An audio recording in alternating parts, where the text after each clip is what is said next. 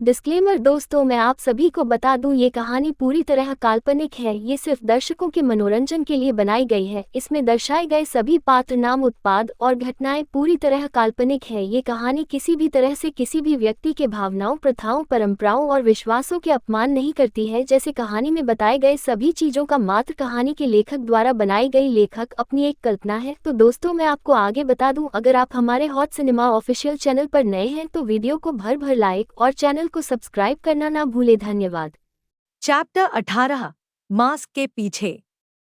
छायामार्गी के रूप में विराज सक्सेना ने कई खतरों का सामना किया था। हर लड़ाई में वह और मजबूत बनता गया, लेकिन आज की रात अलग थी। यह केवल उसकी शारीरिक ताकत का परीक्षण नहीं था, बल्कि उसकी मानसिकता और विश्वास की नींव को भी हिला देने वाली थी। शहर के अंधेरे कोनों में विराज एक गुप्त सूचना के आधार पर शहर के एक पुराने गोदाम में पहुंचा। सूचना थी कि वहां एक बड़ा अपराधी गिरोह हथियारों का सौदा कर रहा है। अगर यह सौदा सफल हो गया तो शहर में हिंसा का एक नया दौर शुरू हो जाएगा, उसने सोचा। गोदाम में छायामार्गी ने अपनी चपलता और रणनीति का इस्तेमाल करते हुए दुश्मनों को चुपचाप खत्म करना शुरू किया। लेकिन तभी उसके फोन पर एक अज्ञात नंबर से कॉल आई। छायामार्गी, तुम जो समझ रहे हो वह पूरा सच नहीं है।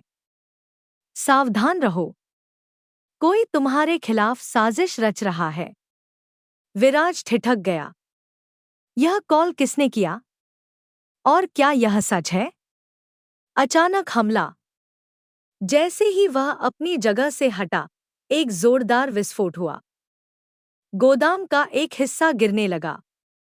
विराज ने तेजी से भागते हुए खुद को बचाया, लेकिन यह स्पष्ट था कि यह कोई सामान्य परिस्थिति नहीं थी। यह कैसे हुआ? यह विस्फोट तो योजना में नहीं था, उसने मन ही मन कहा। अपने ही बीच का दुश्मन।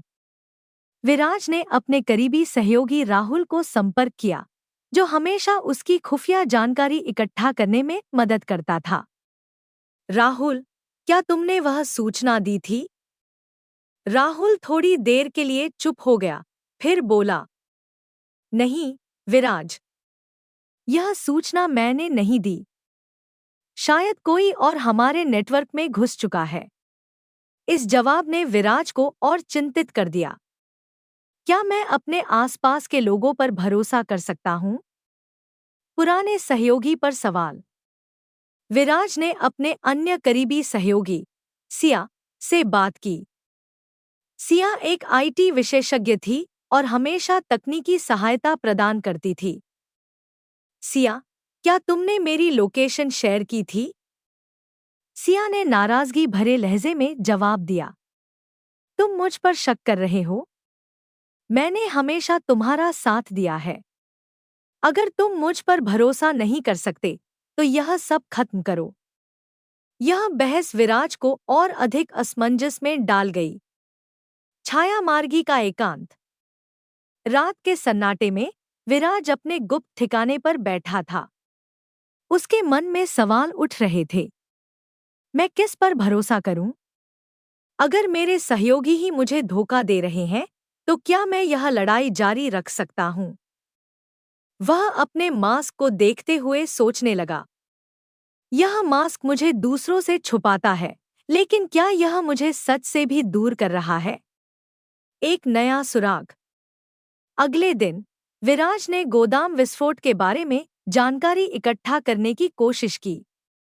उसे पता चला कि सूचना एक गुमनाम स्रोत से पुलिस को भी दी गई थी। क्या यह कोई बड़ी साजिश है? या कोई मुझे फंसाना चाहता है?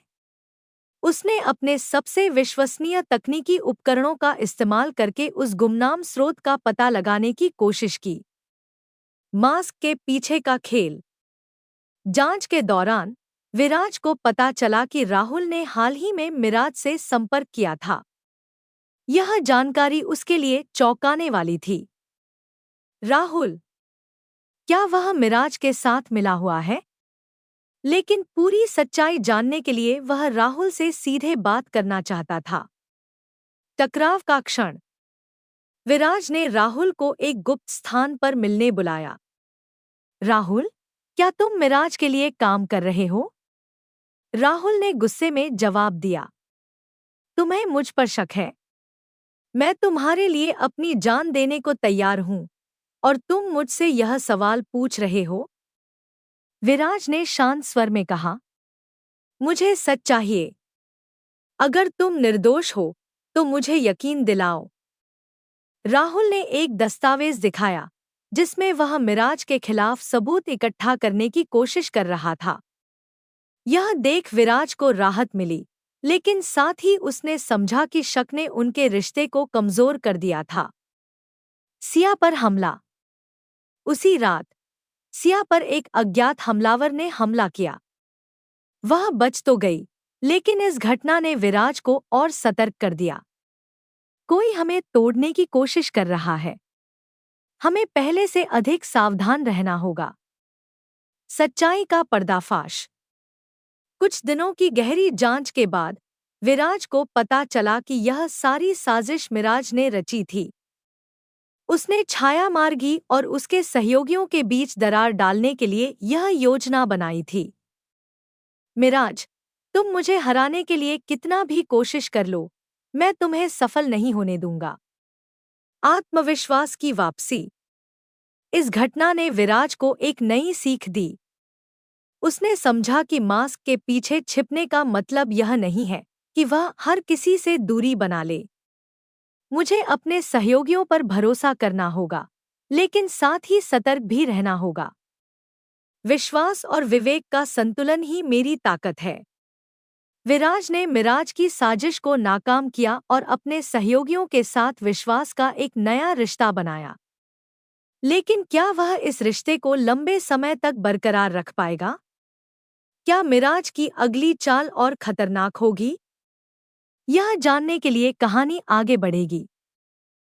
जानने के लिए ओनली ऑन यूट्यूब चैनल पर ये कहानियाँ हॉट सिनेमा अधिकारी द्वारा लिखित और कॉपीराइट की गई है। कोई भी कहानियाँ की नकल नहीं कर सकता। तो दोस्तों, आगे क्या होने वाला है ये जानने के लिए कहानी सुनते रहिए और केवल हॉट सिनेमा ऑफिशियल में यदि आप नए एपिसोड पर अधिक अपडेट चाहते हैं तो हमारे टेलीग्राम चैनल को सब्सक्राइब करें, जिसमें हमारा डिस्क्रिप्शन में दिया गया है।